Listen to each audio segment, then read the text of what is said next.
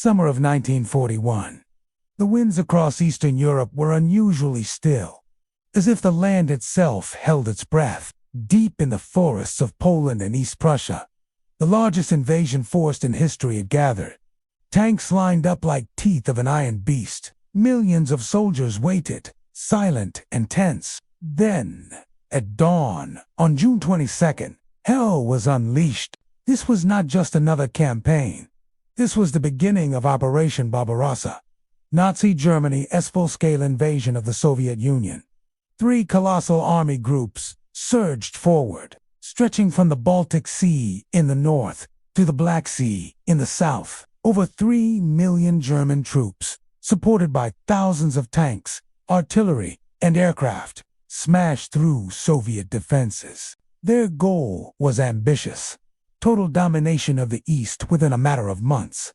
But this wasn't just a war of conquest. It was a war of annihilation. From the very start, the invasion bore the marks of something darker. The German High Command had been instructed not to treat Soviet soldiers as prisoners of war under international law. Civilians were to be subjected to brutal occupation policies.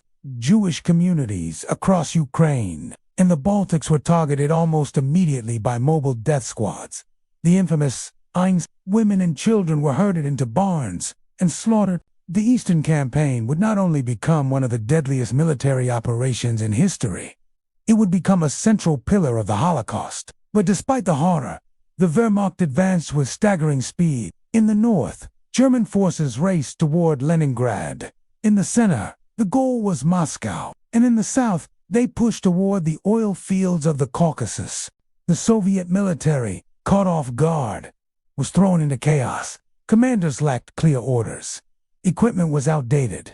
Communications were shattered. Entire Soviet divisions were encircled and destroyed in vast pockets. Thousands of tanks and aircraft were lost in the first weeks. Roads became clogged with retreating Red Army units, wagons, civilians, and livestock, all fleeing the mechanical monster bearing down on them. But in the chaos, something remarkable began to happen. Despite the overwhelming losses, Soviet resistance stiffened.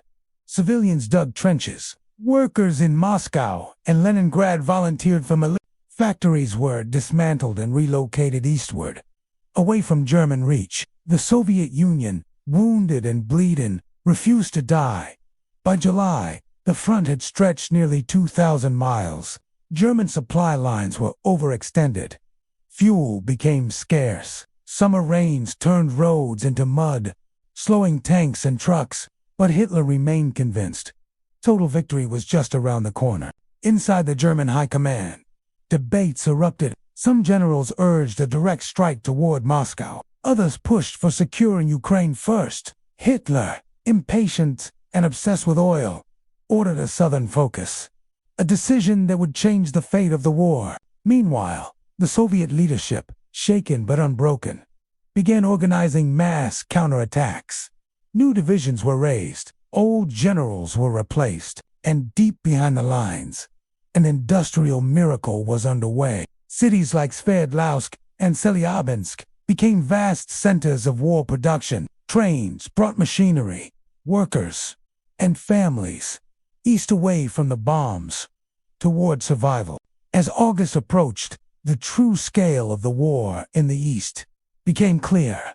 This was not France. This was not the Blitzkrieg of Poland. The Soviet Union was vast, bitterly cold, and fiercely determined. Hitler's dream of a quick war was evaporating under the weight of logistics, resistance, and endless terrain.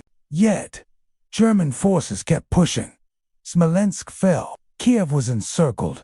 Hundreds of thousands of Soviet troops were captured. It seemed as if nothing could stop the German tide. But something was shifting, not just on the battlefield, but in the minds of the soldiers. German troops, once confident, now saw their comrades dying in fields far from home. Soviet snipers haunted forests. Partisans began launching ambushes in occupied territories. The enemy was no longer retreating. It was learning, adapting, fighting back. And above all, one question loomed. Could Germany defeat a giant that refused to fall? As the sun set on the Russian steppes, one truth became inescapable. The war in the East would not end quickly. It would drag on. It would bleed millions, and it would consume Hitler's ambitions in a firestorm of his own making. Was just the beginning. By the start of September 1941, the German war machine had marched farther than any invading army in human history. From the forests of Poland to the plains of Ukraine, the Eastern Front had become a battlefield so vast it swallowed armies whole. And yet, beneath the outward victories, cracks had begun to appear. German supply lines were stretched thin. Ammunition, food, and most critically, fuel, were delayed or failing to arrive. The further east they pushed, the more they became prisoners of their own ambition. Roads turned to dust or mud. Railways had to be rebuilt to fit German trains. Horses, still the backbone of the Wehrmacht's transport, began dying en masse from exhaustion and starvation. But Berlin ignored the warning signs. The Nazi leadership was drunk on success. In late September, a massive operation unfolded. The encirclement of Kiev. It was one of the largest military traps in history. Over 600,000 Soviet troops were captured. German generals celebrated. Propaganda machines declared the Soviet Union broken. But the truth was far more complex. Those 500,000 Soviet soldiers, many of them were never registered as dead or captured. Because Stalin, paranoid and brutal, had already declared that any Soviet soldier taken alive was a traitor. Their families would be punished. Many prisoners were left to rot in makeshift camps, starving under the open sky. Yet the Soviet High Command didn't collapse. Stalin now understood the scale of the war. He ordered the scorched earth policy. If Soviet land had to be abandoned, it would be burned, leaving nothing for the enemy. Entire villages were razed by their own people.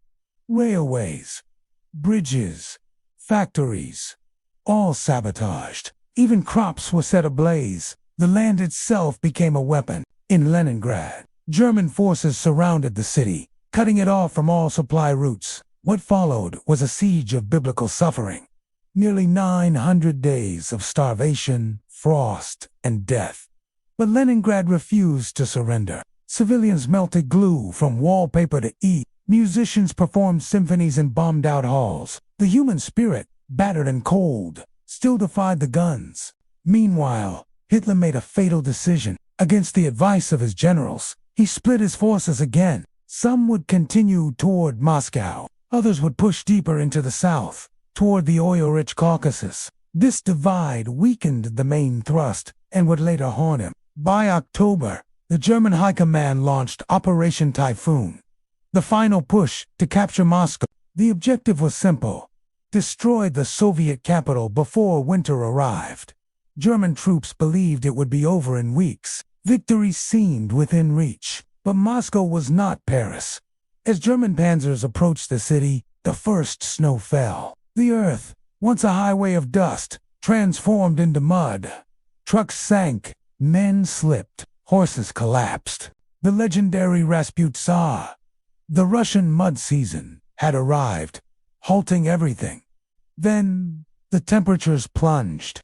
German uniforms were made for autumn, not Arctic winter. Fuel froze in tanks. Guns jammed. Soldiers wrapped themselves in newspapers or looted clothing from corpses to survive the cold. Frostbite claimed more men than bullets. And then the Soviets struck back, unknown to the Germans.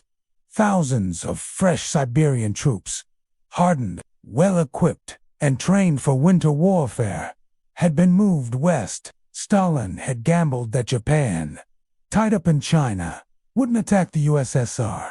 He was right. The Siberians hit the frozen front like an avalanche. German lines, brittle from exhaustion and cold, cracked. Moscow held, and for the first time since the invasion began, the Nazi army was forced to retreat. The myth of German invincibility was shattered. In Berlin, panic whispered behind closed doors. The newspapers still shouted triumph, but inside the four-bunker, voices of dissent were silenced. Hitler began blaming his own generals. Trust eroded. Command decisions became erratic. Pride and paranoia now guided strategy. Yet the Eastern Front wasn't just a military failure. It was a human catastrophe. Entire villages disappeared under bombing raids. Forests were filled with unmarked graves. The Einsatzgruppen escalated their operations, massacring Jews, Roma, and so-called undesirables in towns and ghettos. The Holocaust, once secretive, now marched hand in hand with military objectives. Back in the West, Allied leaders watched the Eastern Front with awe and confusion. Could this bloodbath, this war of titans, lead to the collapse of Hitler's regime? Not yet. Despite the setback at Moscow, Hitler believed he could still win. He told his troops that the Soviet Union was a rotting tree. One more blow and it would fall. But as the months passed, it became clear. This tree was rooted in stone. The Eastern Front would become a war unlike anything the world had ever seen. It would stretch across cities, steppes, and forests. It would swallow millions, soldiers and civilians alike. And it would expose, for the first time, that the Nazi war machine was not invincible. It was vulnerable. The winter of 1941 had become a white abyss.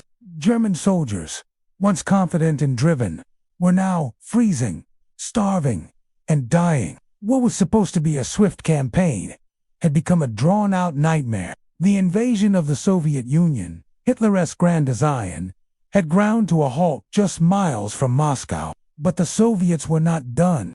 In December, they launched a counteroffensive that caught the Germans completely off guard. Led by the freshly arrived Siberian divisions, the Red Army didn't just hold the line. They pushed it back. For the first time in the war, Hitler's troops were forced to retreat under pressure. Entire German units were routed, supply lines collapsed, and defensive positions were abandoned in the chaos.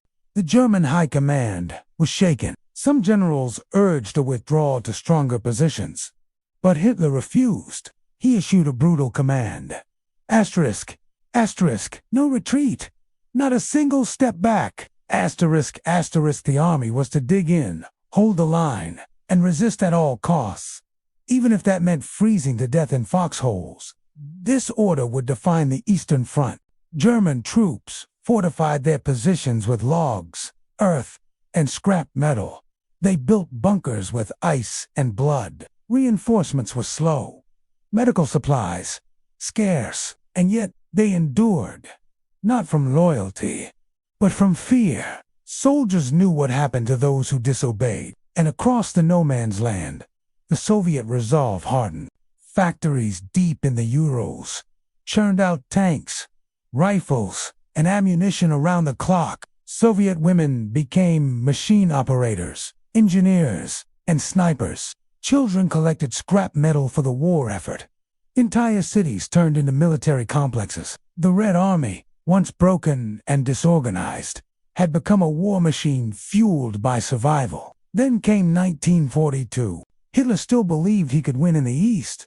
But this time, the objective wasn't Moscow. It was the oil fields of the Caucasus, the black gold of Baku. Without oil, Germany's entire war machine from panzers to planes would grind to a halt. So began a new southern offensive, known as Case Blue. Once again, German forces advanced, this time toward the Volga River and the city that would become the symbol of Nazi hubris, Stalingrad. But Stalingrad was not just a city. It bore the name of the Soviet leader. It was a symbol of resistance and pride. Losing it would be a psychological and political disaster for the USSR. And so, both sides threw everything they had into the fight. German bombers reduced entire neighborhoods to rubble. Flames lit the night sky. Buildings collapsed. But the Soviets refused to abandon the city. They fought from basement to rooftop, street to sewer. Snipers hunted through the ruins. Artillery thundered from across the river. And day by day, the German Sixth Army sank deeper into the trap. What Hitler failed to understand was that the deeper his forces moved into Stalingrad, the more vulnerable they became. Their flanks, protected by weak Romanian and Hungarian units, stretched thin across the steppes.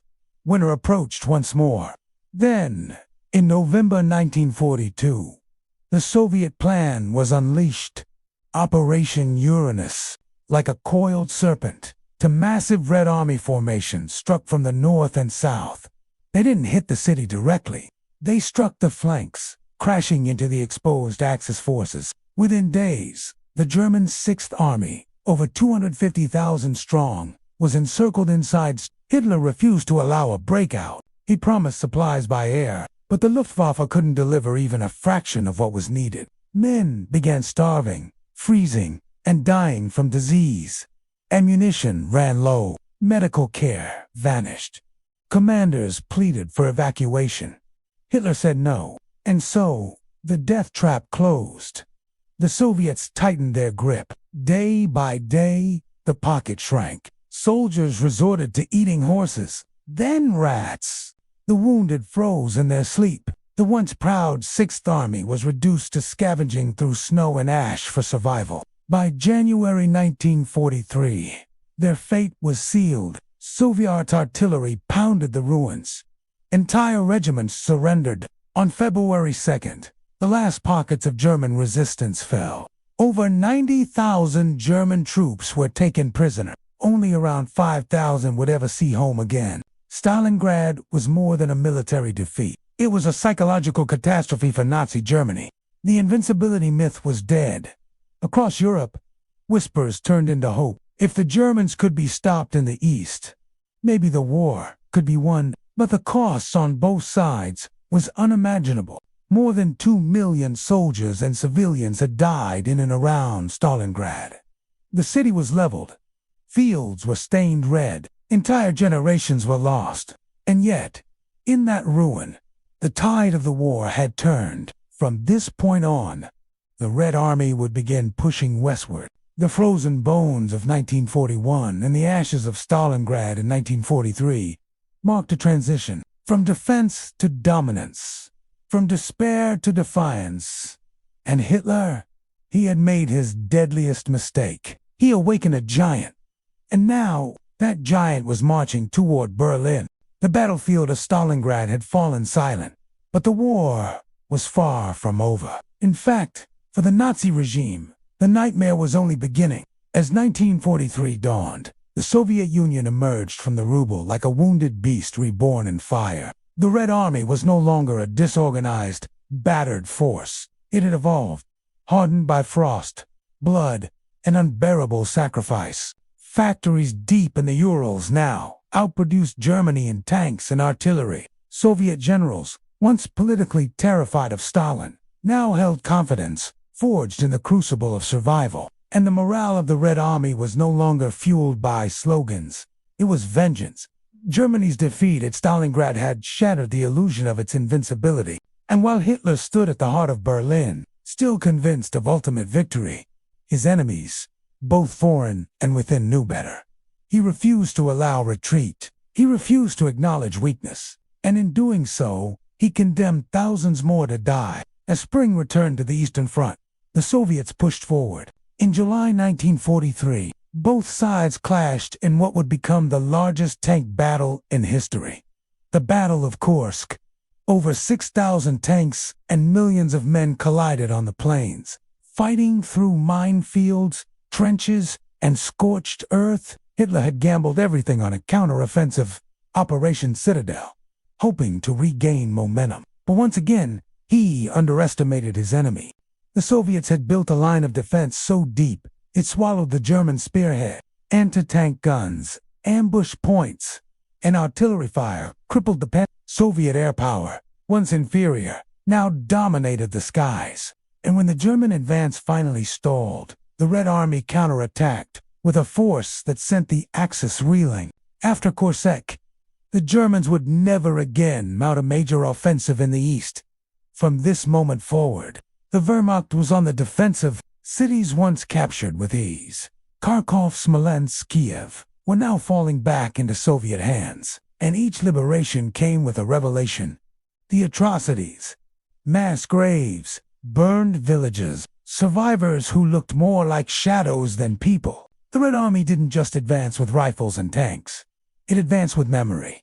It remembered the sieges, the starvation, and for many Soviet soldiers, revenge became a silent companion. The German retreat was not orderly. It was chaos. Soldiers fled through frozen woods. Supply depots were abandoned or blown up. Horses collapsed on muddy roads. Commanders were killed or captured.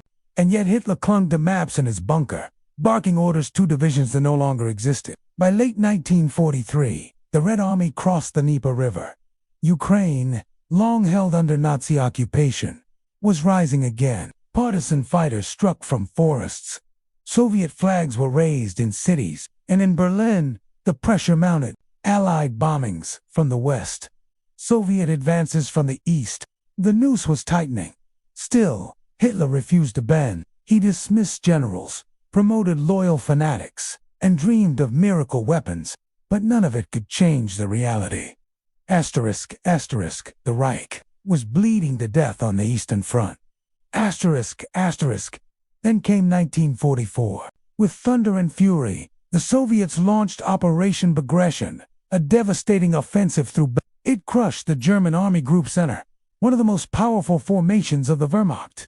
In mere weeks, entire divisions vanished. Thousands of German soldiers were captured, killed, or surrounded. Towns were liberated, railroads retaken, bridges rebuilt, and the Red Army, now a disciplined, mechanized force, kept moving westward.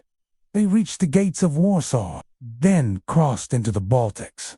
The tide of war had become a flood. And in Berlin, denial. Hitler grew more erratic. He ordered defenses with no troops. He moved phantom armies across maps. He believed he could still negotiate peace. But the truth was obvious to all. The war in the East was lost. Yet the bloodshed wasn't over. In early 1945, the Red Army crossed the Oder River. They were now just 70 kilometers from Berlin. German cities lay in ruins. Civilians fled west, terrified of Soviet revenge. And still, the order came. Fight to the last man. When the Red Army finally reached Berlin in April, it wasn't just another city. It was the symbol, the lair of the beast. Soviet artillery pounded the capital day and night. Buildings collapsed. Streets burned. German troops, old men and children by now, defended intersections with rifles and desperation. The SS shot any soldier who attempted to flee. Hitler remained in his underground bunker, delusional and isolated. And then silence. On April 30th, 1945, as Soviet troops closed in on the Reich Chancellery, Adolf Hitler took his own life. The man who had once dreamed of a 1,000-year empire had lasted barely. Berlin fell. Germany surrendered, and the Eastern Front, the bloodiest battlefield in human history, was over. But its scars would last forever. Tens of millions were dead. Cities lay in ash. Borders were redrawn. And the world, once again, had to ask, how had it come to this? The answer lay in those frozen fields, in the broken cities, in the haunted eyes of survivors. Hitler's greatest mistake wasn't just invading the Soviet Union. It was believing that fear could conquer will, that brutality could outlast defiance, that winter would not return. But winter always comes, and in the East, it buried the Third Reich.